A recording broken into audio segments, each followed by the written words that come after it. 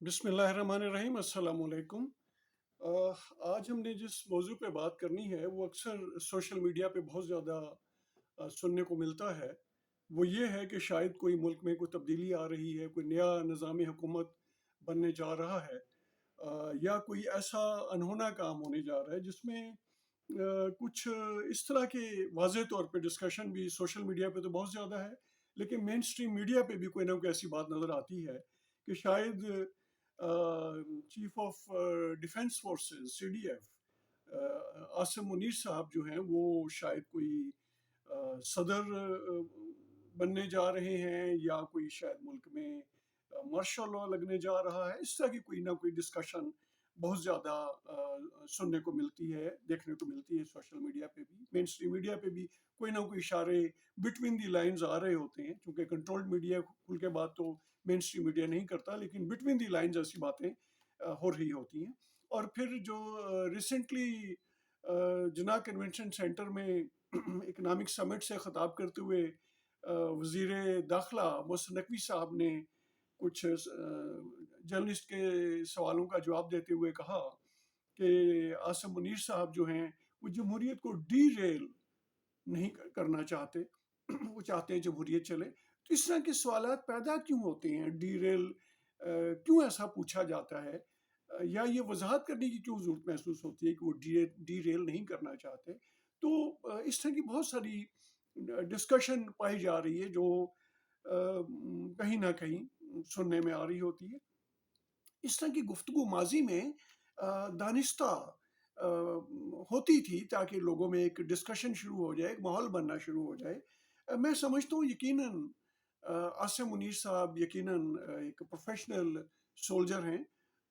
میں حسن ظن رکھتا ہوں کہ وہ اس طرف نہیں سوچیں گے، اور جو محسن نقوی نے کہا کہ وہ ڈیٹیل نہیں کرنا چاہتے اور وہ چاہتے ہیں جمہوریت چلے، میں بالکل یہ گمان رکھتا ہوں کہ یقیناً وہ ایسے ہی چاہتے ہوں گے، اور انہیں ایسے ہی کرنا بھی چاہیے، کیونکہ اگر ویسے تو ماضی میں ہم نے دیکھا کہ ہمارے جو بھی آئے ملٹری لیڈرز آئے، ان میں سے پاکستان بننے سے لے کے ابھی تک بہت سارے جو ہیں وہ سارے ہی انیشلی تو یہی کہتے رہے کہ وہ پروفیشنل سولجر ہیں، وہ جمہوریت کے حق میں ہیں، وہ ملکی نظام، پارلیمانی نظام اس کو سپورٹ کرتے ہیں، اس کو چلائیں گے۔ لیکن پھر آگے انہوں نے مہم جوئی کی، جن میں جنرل اسکندر مرزا سے معاملہ شروع ہوا، اور جنرل محمد ایوب خان، اور پھر اس کے بعد جنرل یحییٰ خان، دین جنرل ضیاء الحق، اور دین جنرل مشرف۔ تقریباً جو 70-75 سال ہم کہتے ہیں پاکستان کے، 75-76 سال، ان میں سے موسٹلی یہی اقتدار رہا ڈائریکٹلی اور ڈائریکٹلی۔ عاصم منیر صاحب سے مجھے زیادہ، میں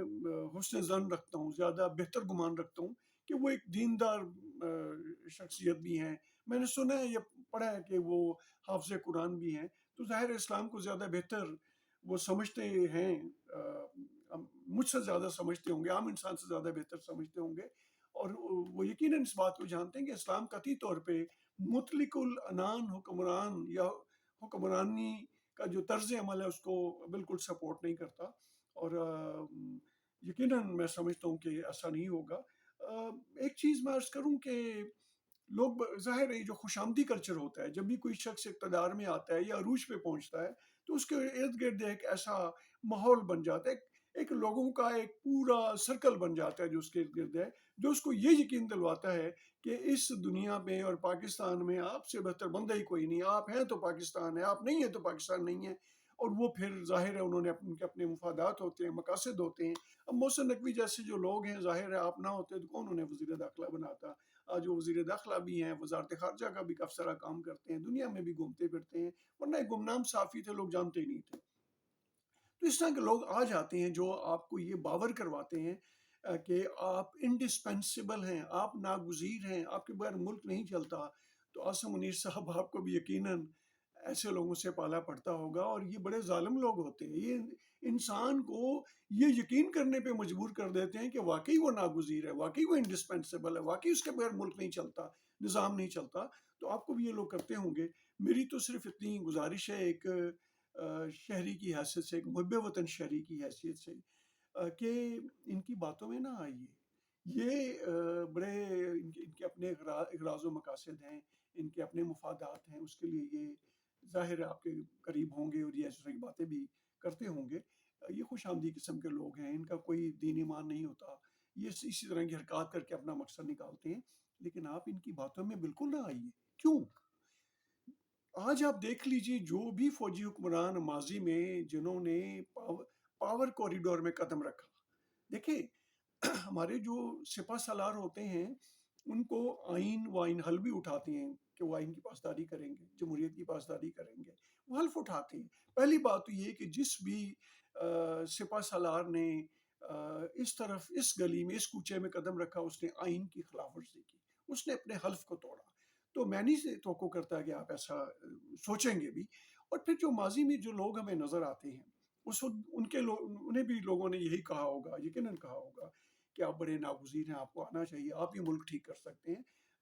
جنرل اسکندر مرزا کا نام دیکھ لیں، جنرل ایوب خان کا نام دیکھ لیں، جنرل یحییٰ خان، جنرل ضیاء الحق اور جنرل پرویز مشرف، ان 4-5 لوگوں کو آپ ذہن میں رکھ لیجئے اور دیکھیے کہ آج یہ نفرت کی علامت ہیں۔ اس وقت تو کوئی ان کے خلاف نہیں بولتا ہوگا، سارے جی حضوری کرتے ہوں گے، سارے تابع داری کرتے ہوں گے۔ آصف منیر صاحب آج یہ نفرت کی علامت ہیں، تاریخ میں انہیں اچھے لفظوں سے یاد نہیں کیا جاتا۔ آج جب ہم ملکی معاملات خراب ہونے کی بات کرتے ہیں، ملک میں بدامنی کی بات کرتے ہیں، رشوت کی چور بازاری کی بات کرتے ہیں، ملک کے ڈی رول ہونے کی بات کرتے ہیں، ملک کے تباہ ہو جانے کی بات کرتے ہیں، لوگوں کی غربت، ترقی نہ ہونا، جتنے بھی معاملات کا آج ہم ذکر کرتے ہیں ملکی مسائل کے حوالے سے، وہ سارے ان لوگوں کی دی ہوئی وراثت ہے جو پاکستان کا پیدا ہونے والا بچہ بھگتتا ہے۔ یہ جو 5 جرنیل گزرے ہیں ماضی میں، یہ آج نفرت کی علامت ہے۔ آج جتنے ہمارے مسائل ہیں، مشکلات ہیں، جتنے ہمارے قومی المیے ہیں، آج پاکستان جن حالات میں کھڑا ہے وہ ان 5 جرنیلوں کے کرتوتوں کی وجہ سے کھڑا ہے۔ میں سمجھتا ہوں کہ آپ یقیناً ایسے شخص نہیں ہیں، ایسا نہیں کریں گے، ان کی باتوں میں نہیں آئیں گے، یہ آپ کو کہیں گے کہ آپ بڑے ناگزیر ہیں، یہ آپ کو کہیں گے کہ آپ کے بغیر ملک نہیں چلتا، یہ آپ کو کہیں گے آپ انڈسپینسیبل ہیں، سب کچھ کہیں گے، لیکن آپ نے ان کی باتوں میں نہیں آنا۔ آپ نے اپنے حلف کی پاسداری کرنی ہے، آئین اور قانون کے مطابق آپ کام اگر کریں گے میں اگر کی بات کر رہا ہوں، اگر کریں گے تو آپ کا نام لیا جائے گا، اور اگر آپ سے ماضی میں بھی کوئی غلطیاں ہوئی ہیں آئین اور قانون کے حوالے سے انہیں بھی ٹھیک کر لیجئے، آپ کا بڑا نام ہوگا۔ ابھی آپ بہتر جانتے ہیں کہ ماضی میں ایسا کیا کیا ہوا، کوئی فرق نہیں ہوتا ریوزٹ کرنے میں، انسان سے غلطیاں ہو جاتی ہیں، آپ سے بھی ہو گئی ہوں گی، یا دیکھ لیجئے اپنے آپ کو ریوزٹ ضرور کیجئے کہ اگر کوئی ہوئی ہیں تو اس کا ازالہ کیجئے،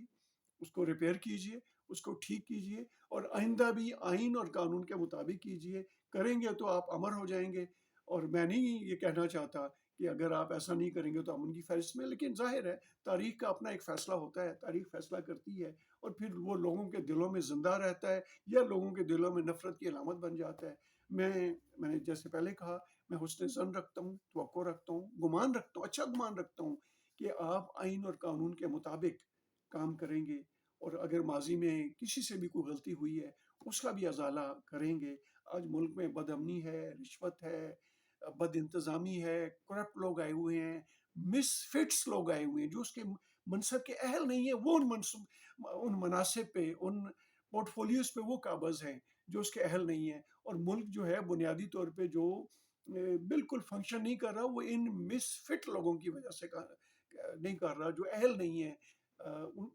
اگر آپ کچھ کنٹریبیوٹ کر سکتے ہیں، اور یقیناً آپ کر سکتے ہیں، کیونکہ اس وقت تو لوگ تو کہتے ہیں کہ نظام موجودہ جو جمہوریت ہے یہ ہے ہی نہیں، اس کو ہائیبرڈ کہتا ہے، کوئی ریموٹ کنٹرول کہتا ہے، جو بھی بہرحال آپ کا بڑا انفلوئنس ہے سارے معاملات پہ، آپ چاہیں تو آپ بہت